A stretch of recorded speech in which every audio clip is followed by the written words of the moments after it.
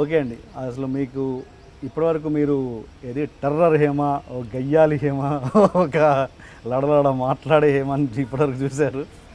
మన ఇంటర్వ్యూలో ఒక మంచి భార్య, మంచి తల్లి, మంచి ఒక హెల్పింగ్ హ్యాండ్ హేమాని మీకు చూపించే ప్రయత్నం చేస్తాను నేను. అండ్ మనకు మామూలుగా జనరల్గా మనుషులలో మనము ఒక నాణానికి ఒకవైపే చూస్తుంటాం. ఆ వైపు ఒకవేళ నెగిటివ్గా ఉంటే కనుక ఇంకా నెగిటివ్ యాంగిల్లోనే మనము ఆ వ్యక్తుల్ని చూస్తూ ఉంటాము, ఇంకో వైపు చూసే ప్రయత్నం కూడా చేయము.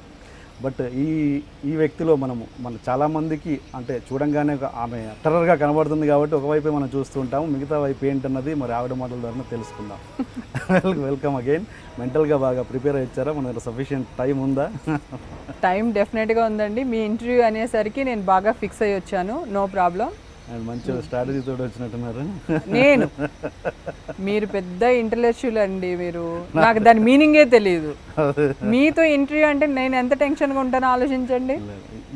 ఇదంటేనే నాకు చాలా బాధ వేస్తుంది చాలా మంది ఇలా అంటే. ఎందుకంటే నేను భయపడుతూ టెన్షన్ తోటి ఇంటర్వ్యూలు వస్తే నాకు ఇన్సల్ట్గా ఫీల్ అవుతాను. నేను అదేదో ప్రెస్టీజియస్గా ఫీల్ అవ్వను నేను. ఓ అవునా, సరే కానివ్వండి. ఫ్రెండ్లీగా రావాలి నా ఇంటర్వ్యూకి.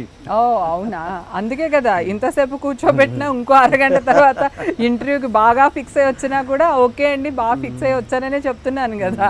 Okay okay. ఇంతకి ఏంటి కొత్త గెటప్ గుండు?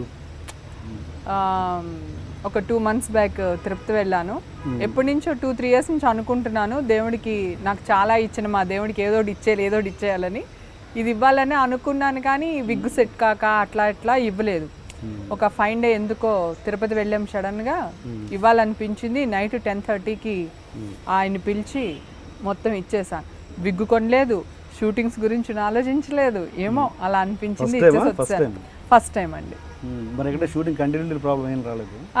ఉన్నాయి, ఓకే విగ్గులు ఉంటాయి కదా మేనేజ్ చేసేయచ్చు అని ధైర్యంతో ఇచ్చేసాను. ఏమో ఇంకా ఆ రోజు అలా అనిపించింది, ఇచ్చేసాను అంతే. దాని గురించి ఇంకా ఆలోచించలేదు, నెక్స్ట్ షూటింగ్స్ ఏంటి, షెడ్యూల్స్ ఏంటి అని ఆలోచించలేదు. మా ఆర్టిస్టులకి గిగ్స్ చాలా ఉంటాయి కదండి, సో ప్రాబ్లం లేదు. First of all thanks. ఎందుకంటే నేను ఏ ఇంటర్వ్యూకి అయినా కూడా గుండుతో కనబడితే కనుక నేను ఇంటర్వ్యూ తీసుకోను అని చెప్తే, అయ్యో మీకోసం ప్రతి చోటికి నాకు ఇష్టం లేకపోయినా విగ్గు పెట్టుకుని వెళ్ళాను తెలుసా అండి. ఇంటర్వ్యూ ఇచ్చాను. మన వినయ్ విజయ్ రామ నాకు అంత పెద్ద ఆడియో ఫంక్షన్కి కూడా నేను విగ్ పెట్టుకుని వెళ్ళాను. అసలు ఆ ఫంక్షన్లో కనుక విగ్గు లేకుండా వెళ్తే ఏ డైరెక్టర్ అన్న నన్ను చూసి కనెక్ట్ అయితే ఒక మంచి ఛాన్స్ మిస్ అయ్యింది కదా, అయినా కూడా వెళ్ళాను, మీకు మాట ఇచ్చాను. భర్తీ ఇక్కడ తీరిపోదులేండి. Yeah thank you.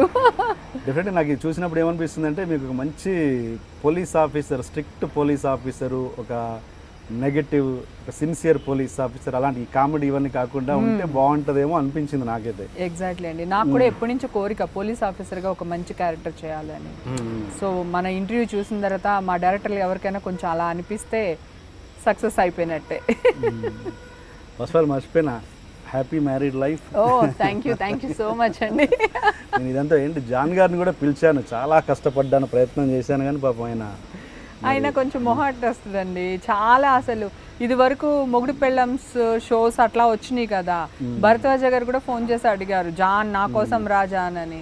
అన్నయ్య ప్లీజ్ అన్నయ్య నేను రాలేను అన్నయ్య అని మొహమాటం అనమాట. నాకు వస్తారని కొంచెం 50% మాట ఇచ్చారు, బట్ ఫైనల్గా ఫోన్ కట్ చేశారు జాన్ గారు. పాపం మీరు ఇలా అన్నారంటే ఇంకా టెన్షన్ పడిపోతారు. రానని చెప్పొచ్చు కదండి, ఫోన్ కట్ చేస్తే ఎట్లా నన్ను ఇన్సల్ట్ చేసినట్టు కదా మీరు. అయ్యయ్యో, అంటే మీ మీద భయంతో వచ్చిన గౌరవంతో వచ్చిన ఏదో అంటారు కదా, దానివల్ల ఆయన ఎత్తుండరు, ఇంకెలా చెప్పాలో తెలియక అంతే తప్ప. సరే మీకు కూడా హ్యాపీ మ్యారీడ్ లైఫ్ అండి. ఓకే అండ్ ఇంతకు నా చేపల పులుసు తెచ్చారా లేదా? తెచ్చానండి డెఫినెట్గా. ఒకసారి నాకు కొంచెం అది ఇచ్చారు, ఆ గిన్నె ఇచ్చేయండి. ఇక్కడ చేపల పులుసు చాలా చాలా బాగా చేస్తారండి, అందుకని నేను పర్టికులర్గా అడిగాను. ఇంటర్వ్యూకి వచ్చే ముందు నాకు మామూలుగా ఆవిడ మ్యారేజ్ గిన్నె ఉంది చూడండి, గిన్నె ఉంది అక్కడ, ఎక్కడ పెట్టా ఆ కవర్ తీయండి. Yes thank you so much.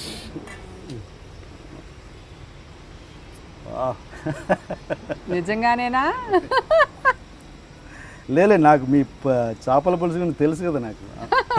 మా ఇంట్లో అన్ని రకాలు బాగా చేస్తామండి. నాకు పెట్టడం ఇష్టం. మీరే పక్కన పెట్టుకోండి, నేను మళ్ళీ పట్టుకెళ్ళిపోయాను అనుకుంటారు ఆడియన్స్. ఆడియన్స్ కదా. ఏ మీరు అలా చూస్తున్నారేంటి, మీకేం ఉండదు లేదు, నేను ఒక్కనే తింటాను. అదే బాబు, అదే అది నా భయం, ఆయనకి దాచిపెట్టుకుంటున్నాడు.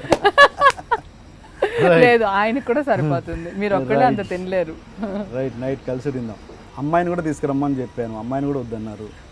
ఎగ్జాక్ట్లీ అండి. అంటే జాన్ గారు ఎలాగ మొహమాట అసలు రారు. పాపని ఎందుకు తీసుకురాను అంటే, నా కూతురు అని తెలియనంతసేపు తను ఫ్రీ బర్డ్ అండి. వన్స్ మీడియాలోని, వెబ్ మీడియాలోని ఈషా పలానా అమ్మాయి మా కూతురు అని తెలియగానే ఆ అమ్మాయి రెక్కలు కట్ చేయాల్సి వస్తుంది.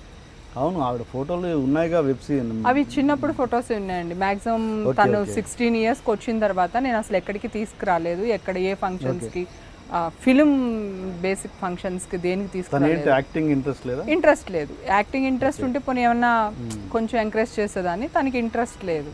అదే కాకుండా నేను ఎందుకు అంటున్నానంటే, ఇప్పుడు నేను డ్రింక్ చేయనండి, కానీ నాకు పబ్స్కి వెళ్ళడం ఇష్టం, డాన్స్ చేయడం ఇష్టం, అల్లరి చేయడం ఇష్టం, గోల్ చేయడం ఇష్టం.